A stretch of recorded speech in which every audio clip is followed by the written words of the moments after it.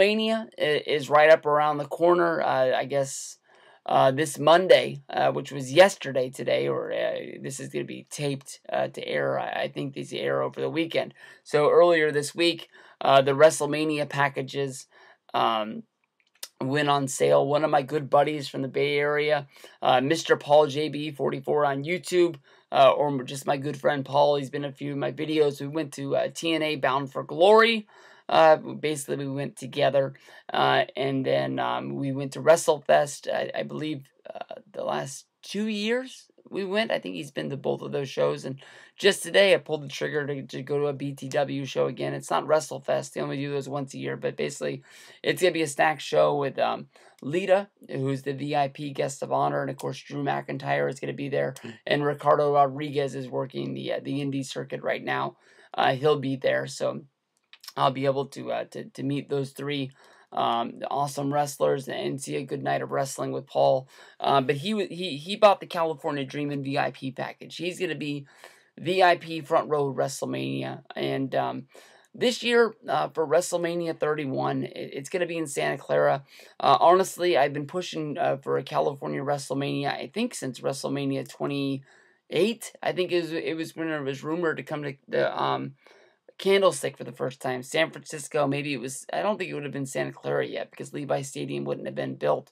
But I remember reading in the Wrestling Observer newsletter that San Francisco was making a push to get WrestleMania. They weren't able to pull the trigger, but I guess they were able to, come back and lock up WrestleMania 31. It's going to be an awesome way to kick off the new Levi Stadium, home of the San Francisco 49ers, my favorite football team.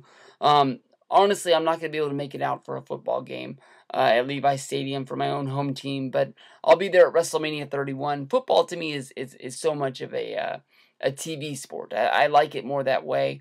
I've been to a few football games in my lifetime. I went to more when the Niners would come to Atlanta at the Georgia Dome during the bad Atlanta years. Atlanta's not a very good sports town. It was very easy to get tickets that way. Right now, with the new stadium opening, the 49ers tickets are really hard to get.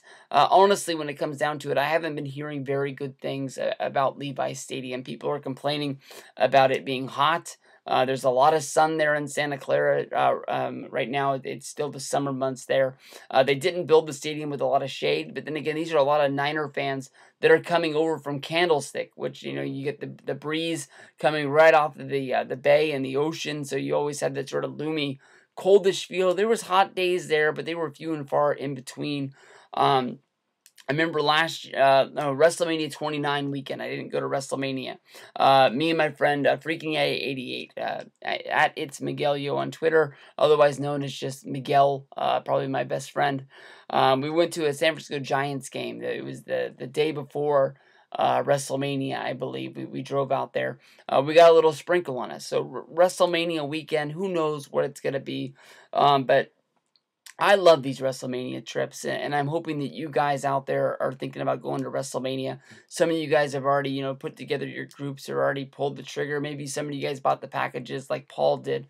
Me and my friends, we tend to go solo. It's not too late to plan a WrestleMania trip. It's almost too late. I mean, tickets haven't gone on sale. When you buy the WrestleMania ticket, when you buy the plane ticket, that's when you really know what's going down. I'm very lucky this year. Being located in Sacramento, California, it's only a 2-hour drive in order to get to Santa Clara, so there's no plane ticket this year, which is going to help me out a ton. Also, with SummerSlam moving to New Jersey, the month of WrestleMania, there's no longer me buying a SummerSlam ticket, so that's another thing that's going to really help out my pocketbook that week. But when I look at this trip, I don't want to be Debbie Downer. I don't want to be that guy who upsets his friends thinking he doesn't want to be there, or I'm not trying to talk you guys into not being there. A video that I want to plan out for this week, and I haven't asked him, but I'm sure he'll do it, and I haven't really. It won't be that hard to set up, and I think it's going to be a fun one. Hopefully I can include it on the STS radio. If not, it'll be on my Stevie Breach YouTube channel. I want to get my friend Mike on the horn. He's a senior in high school.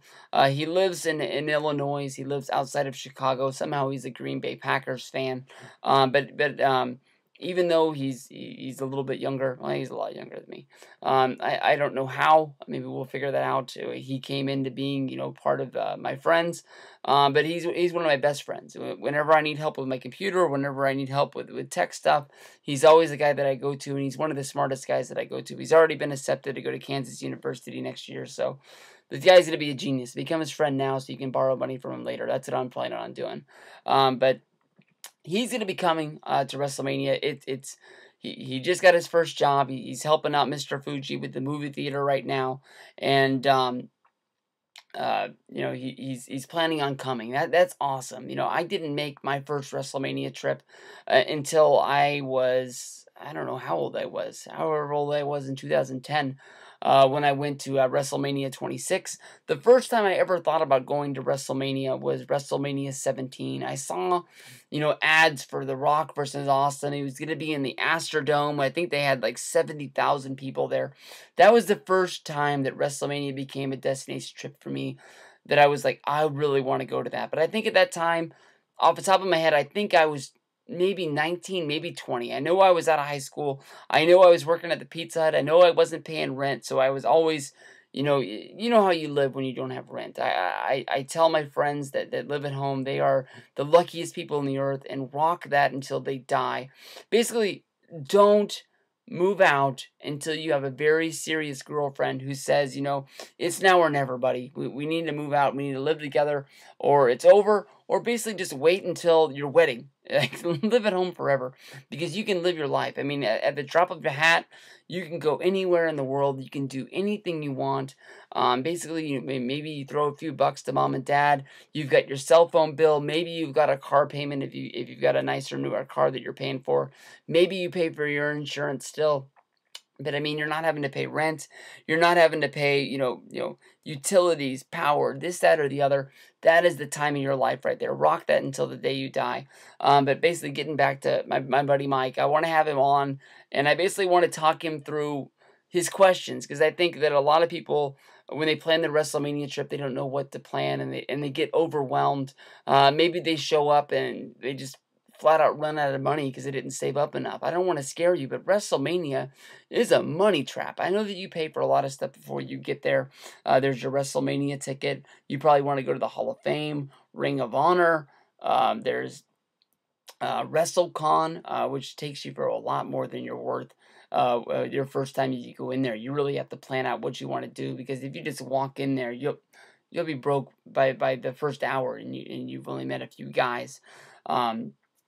But you probably want to go to the Monday Night Raw after. You got to buy your plane ticket to get there. So it's a lot. It's a lot, but if you plan it out right, you can do it. And if you're not living, the married life like me, it's an easy trip to plan. And I love these trips. I'm not trying to scare off my friends to tell them that I don't want to go, but honestly, we had so much fun last year. WrestleMania 30 was probably one of the best trips ever. New Orleans was very kind to us. We stayed at a very nice hotel, the Drury Inn. We've picked a nice hotel in I believe San Jose is where we're going to be staying. All I know is it's close to the airport. We got a suite that's going to fit 6 of us, and we're all going to be in one place at one time. Basically, we had 3 rooms on the same floor at the Drury Inn at New Orleans, and all of us became really, really close. I think that's what we're trying to recreate this year by all of us being together. But it's just, I'm not trying to knock Santa Clara. I'm not trying to talk what's going down. But when I look at WrestleMania, I mean, WrestleMania 30 was stacked from beginning to end. And you open up with Hogan, Rock, and Cena. From there, you go to Daniel Bryan versus Triple H, one of my favorite matches that I've ever seen live of my whole life. I knew that Daniel Bryan was going to win. You'd have to be an idiot to think that Triple H was going to win, but there was a little part of me that thought maybe they might do it, just so they can pull something off at the end of the show with Bryan coming back out again. I really felt for that match, and I was really into it. It's one of my favorite my favorite matches that I've ever seen live, and it's a real fun one to watch back again. And of course, From there, you had things throughout the whole weekend. Ultimate Warrior getting put in the Hall of Fame. Jake the Snake Roberts and Scott Hall both having very emotional speeches to get put in the Hall of Fame. You saw Daniel Bryan win the championship. Undertaker's streak ended as a very historic moment. As a personal moment, I got to meet Hulk Hogan for the first time, one of my childhood heroes. So a lot of things happened. We got to hit Bourbon Street, which was really, really cool. That was something that I honestly was very scared to do. I'm saving a lot of things from this trip. As soon as my buddy Freaking 88 completes putting up his WrestleMania 30 videos, I'm going to make my WrestleMania 30 video, and I tell all the stories about everything that went down that whole week. I've been putting it off. I promised you, if you listen to it, it's going to be a good listen. You'll be able to, see how, somebody planned the whole week out and we did everything. And if it wasn't for my buddy Miguel making the WrestleMania 30 schedule, which basically we lived by, and you just sort of recognized where you were supposed to be, we would have been lost. And that's why I want to talk to Mike and basically, sort of make a show based off of that, and hopefully you guys will like it, because I think there's a lot of people out there who want to go to WrestleMania but don't know how to do it. And every year I try and help you with videos, but I think it's so easy because I've gone to this will be my 5th that you just knock it out. But then again, I was so lost when I went to WrestleMania 26. When I headed down there, I had won a contest and I didn't have a whole bunch of time to plan. They told me on Monday, can you be there on Sunday? And I found a way to do it. Some guy covered my shifts that I had never met, and I still have never met in my life. At my work, I got Saturday, Sunday, and Monday off. I drove all the way down to Phoenix in one day. I didn't know about WrestleMania Access. I could have gone to it Saturday night. I could have gone to it Sunday morning. Instead, I showed up at the Phoenix University Dome, whatever they call it. I think it's Phoenix University of Phoenix Stadium. Maybe it was wherever the Cardinals play, wherever the house of WrestleMania 26 was. I showed up there like at 9, maybe 10 in the morning. I woke up in the morning. I took a shower. I was so pumped to go to WrestleMania. That's one of my favorite videos to watch of all time is WrestleMania, morning. I think I did a predictions video, but I talked about being so jazzed and pumped up to go.